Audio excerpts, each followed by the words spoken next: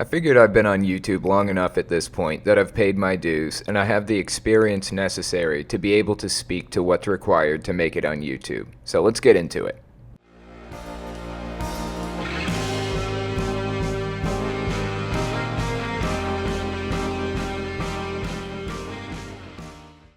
So you want to make it on YouTube. It's not easy and some people just aren't made for it. But if you follow these tips, chances are you'll probably be able to turn it into a career. Here's the first tip. 1. Don't go into it hoping it's going to pay off. You're going to have to assume it isn't going to pay off. It takes a long time to see anything out of this. I came into YouTube looking for a voice. I'd been fucked over by a specific group of people, and I wanted to become an activist against that group. I wanted people to listen. That was my goal. The whole time I'd been watching my views go up and up and up, but YouTube doesn't pay out until you get your first $100, and I wasn't paying attention to my revenue because I was making pennies at best. Finally, about a year in, I noticed that my revenue had generated $638 in that first year. So I cashed it in, and the next month I saw $150. The following month was $200, up and up. But imagine doing a video per week for a year. That's 52 videos before I saw a penny out of it. And even then, the money was not paying for the work I was putting into it. 8 hours per video, 4 times a month. That adds up to about $6.25 an hour, and it doesn't matter how fast I release, the pay is not going up. So it's a long road, and you shouldn't expect to get a dime out of it until you have at least 3,000 subscribers, and even then, it's going to be very low. I know one YouTuber who has 100 subscribers and he's been doing it for 4 years. Boogie2988 did it for 3 years before seeing a penny. So don't expect it to amount to anything but people listening to you. Which brings me to my next point. 2.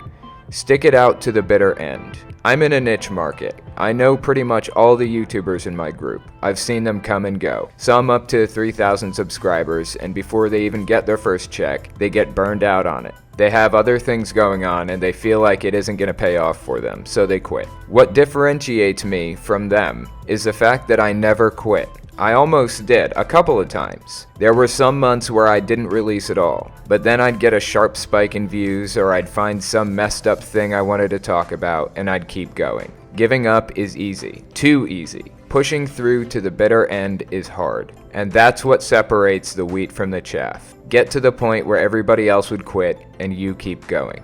And before we move on to the next tip, I just want to point out that shoutouts are nice and they're encouraging and it's great to have recognition from other people. But ultimately, what's going to make your channel grow is time. It has to happen organically. Shoutouts from other channels aren't going to amount to enough to make a difference in the long run. You have to do it slowly but surely, and if you aren't reaching for shoutouts at every opportunity, people will like you more and be more willing to shout you out anyways.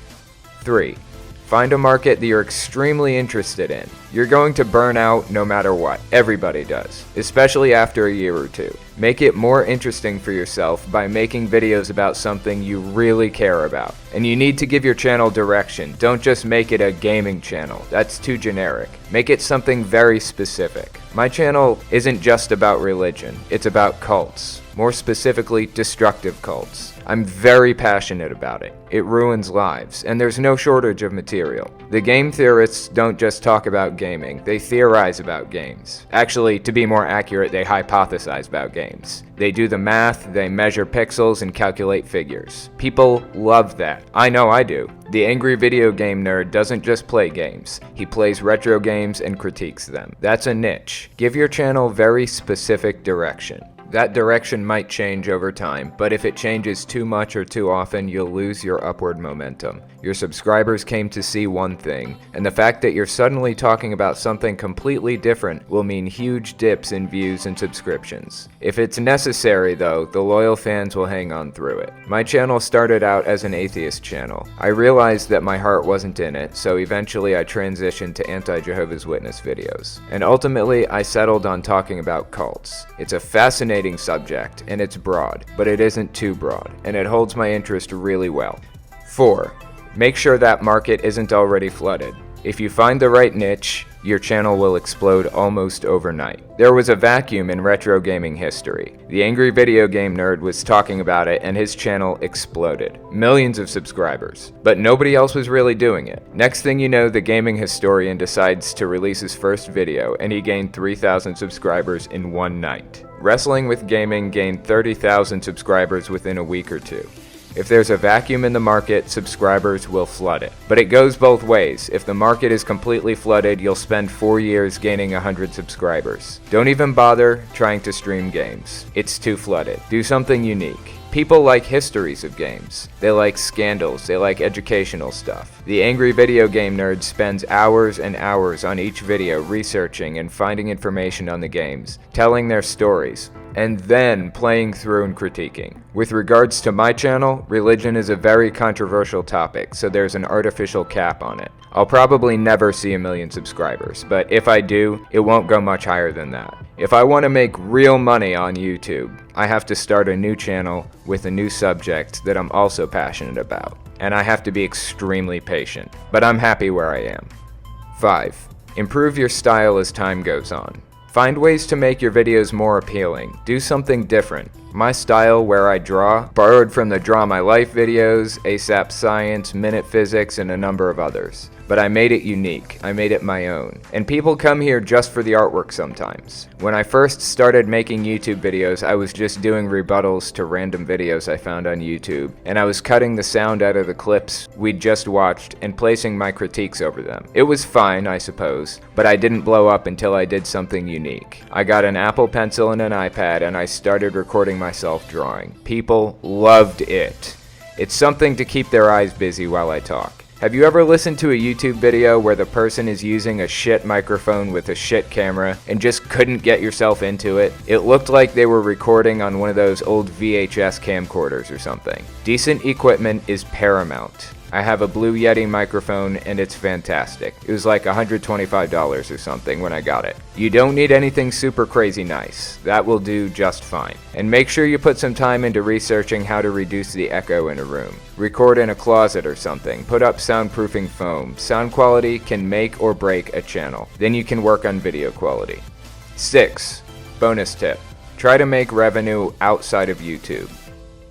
Like I said, don't ever expect to make a penny off of YouTube. You'll just discourage yourself when you don't make anything. That being said, YouTube can generate a great deal of money in the right circumstances. I'm a fairly small channel and I make almost enough to live off of. Not quite. I'd probably have to be about twice as big as I am now to quit my job. But if I'm making a decent amount every month, imagine what people with millions of subscribers are making right now. The problem is that YouTube is very volatile. It's an artificial intelligence that controls when your videos are shown and to whom they're shown. I get fucked over plenty from it. Not only that, but YouTube constantly has some censorship thing going on. Demonetizing videos, burying them in the algorithm, all kinds of stuff that pisses people off. So if you're gonna feel stable, you need to find outside sources of income. You have 20,000, 30,000, 100,000, 500,000 people listening to you every time you talk. Find a way to appeal to them. Make useful gear that you know everybody needs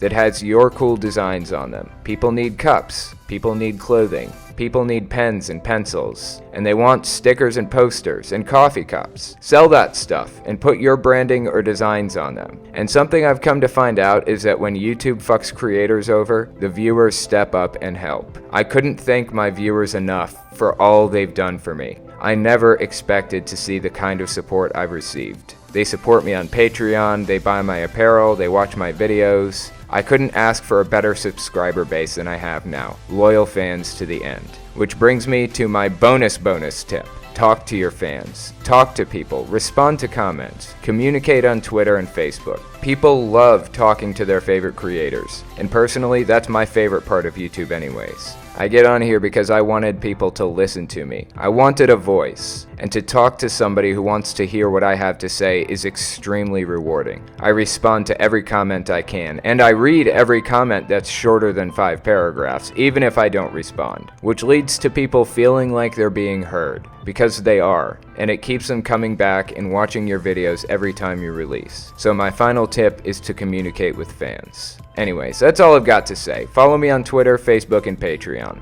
And don't forget, I'm real easy to get a hold of. Just send me a message on Facebook. Thanks for watching, guys.